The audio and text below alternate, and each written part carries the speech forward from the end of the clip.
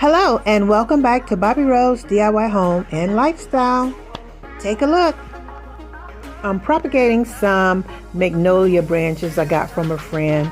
I soaked these in a mixture of aloe and water, mostly aloe, so it was kind of gooey. So hopefully this will work. They're looking good so far. It's been 2 or 3 days.